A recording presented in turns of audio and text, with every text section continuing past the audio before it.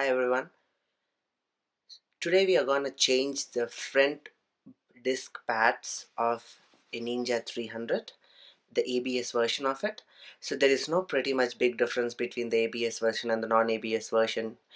It's just a small wire which hangs near the brake pad disc brake system, which you have to carefully remove before you are trying to replace the brake pads. The video clearly shows how to remove each and individual brake pads. I just want to give you a quick note that make sure you clearly understand the whole video before trying to start removing any of the parts from your brake pad. And the next, one of the most important area where you will find the real difficulty in removing the brake pads, refitting the brake pads, is not when removing them but by when putting them back. So I have already spoken about it in the video. So what happens is the new brake pads which you are trying to replace are really thick, and the so what happens is you have to align the disc, two sides of the L disc and the two sides of the brake pads together. So what the best thing I would recommend is use the old brake pads which you are already having to press the two cylindrical calipers back in to make enough space so that your new brake pads fit in the discs. And once you have so that it will easily fit into the whole system will easily fit. And make sure once you fit them, take them out for a spin. And I'm pretty sure in the beginning there will be a bit of more friction around the brake pad because of the more thickness, but eventually as you start using it, the brake pads will start wearing out, and the functioning will become much more better. And apart from that, enjoy the video and have fun. Thank you. So today what we are going to do is we are going to replace the front disc pads of my Ninja 300 ABS version. So they're pretty worn out. So to replace them, we probably most importantly need is a fresh set of brake pads. I just got them from my local motorcycle store. There was another expensive version of them. They costed like $62, but these are like just $39. The guy told me that the other ones are pretty much for sporting and racing sort of a thing. I use my bike normally for regular commuting, so I don't really need high performance brakes. So they look pretty well. So that would be what we would be most importantly needing. And the other one we will be needing is a 13 mm wrench, something like this. And the next thing we'll be needing is an Allen key, the right size one. It has 8 faces on it. Just make sure you get the right sized one, and a 13-inch spanner sort of a thing. So these two are really important. So let's get started.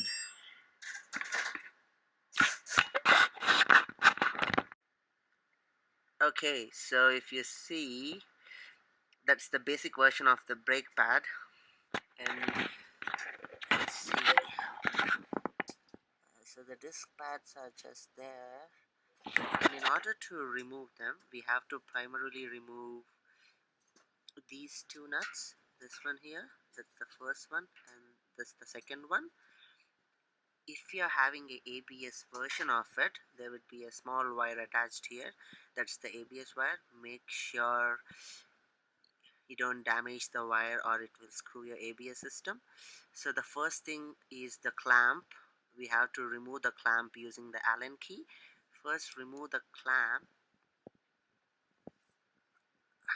As you see, it would be a bit tight. Just make sure you don't damage the wire.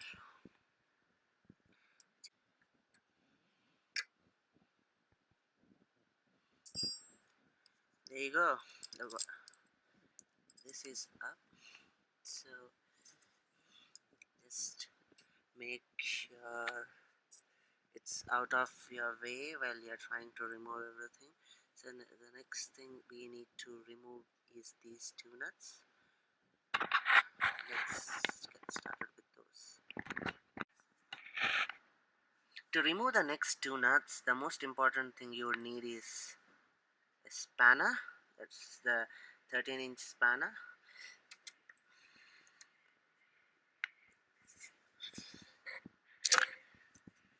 Just make sure you don't thread them out. I think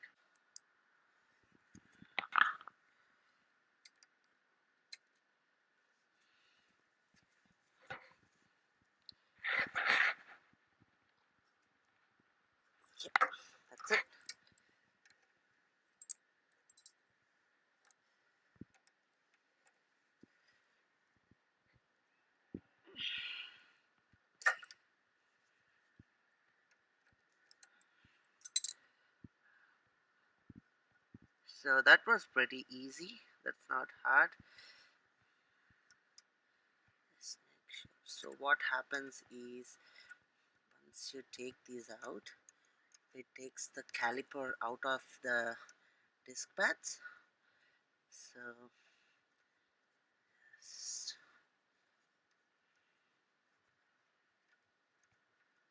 yep, there you go. So that takes the caliper, that takes the caliper out of the disc pads. And the next thing is these two screws. So these are pretty much what the hydraulic system holds the brake pads along with.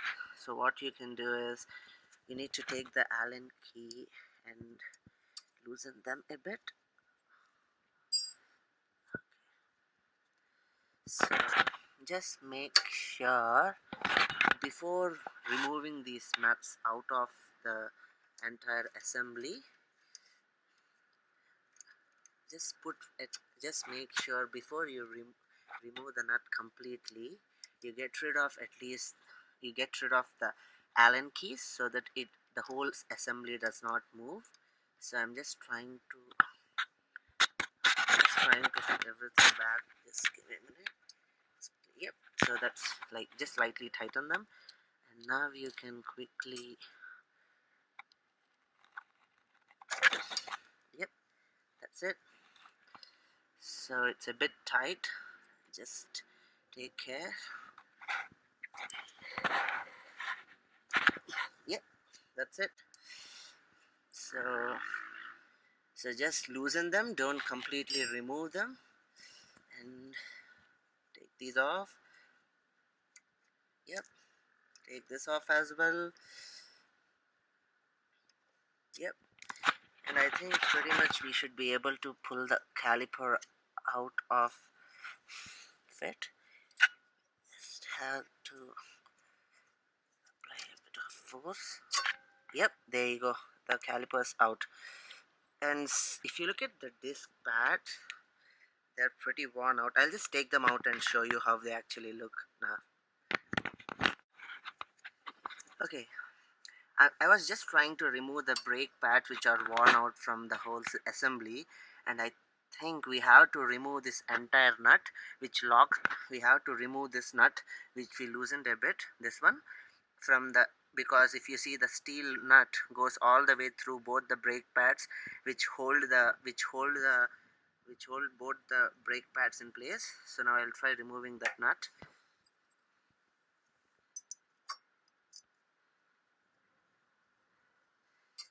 Okay, doesn't look hard. Just make sure, just do it slowly and steadily. Yep,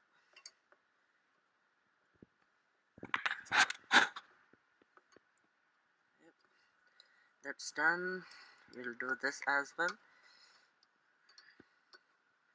Yep, just slowly pull them out. Yep, I think it's not threaded all the way in, so it's pretty much out now. Let's try pulling this thing out.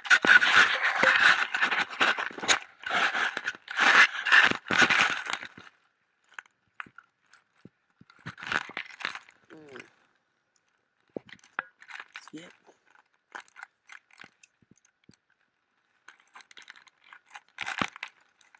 So I have removed both the nuts from these two holes, and if you see, these are my worn out brake pads. See, there is nothing, so there is nothing left. There's nothing left on there. So let's quickly open the new brake pads and see how they differ. Ah, the hands get really messy. Make sure you have gloves before you start doing this. Okay, so these are the new brake pads. So basically, if you look at the old brake pads, if you see, they are made by Nissan. Nissan is very famous for making brake pads, Nissan and Brembos. But I don't know how these new ones are gonna. I don't know how these new ones are gonna work, but yeah. So these are the new ones. If you look at the difference, so the if you look at the difference, so the new ones are so thick and the other ones are completely worn out. So what we can do is, it's just the same way how we took them out. We'll just put the we'll just put it back in the same way. And the most important thing is, since the new ones are pretty thick, you may have to just push the brake calipers a bit in order to fit them in. Okay, so pretty much I was able to completely remove the brake pads and actually refit the new ones back into the sockets. So if you see, the new brake pads are already in its place, just there, those ones. So the one of the most important things is, you may have to play a bit with them. Why? Because the new ones have a very thick inner padding, which lets uh, the newly manufactured ones, which are not the stock ones, but the old so the inside the brake pad, the two calipers would be way outside. So what you may have to do is, you may have to push them in using a screwdriver or something. Make sure you don't damage the calipers, because if you damage the calipers, the pressure would not be applied appropriately. So that would be one of the most important things. And the next thing is, we'll fit them back in the same way we opened them. So so these two screws these are the two important screws which hold the brake pads in place.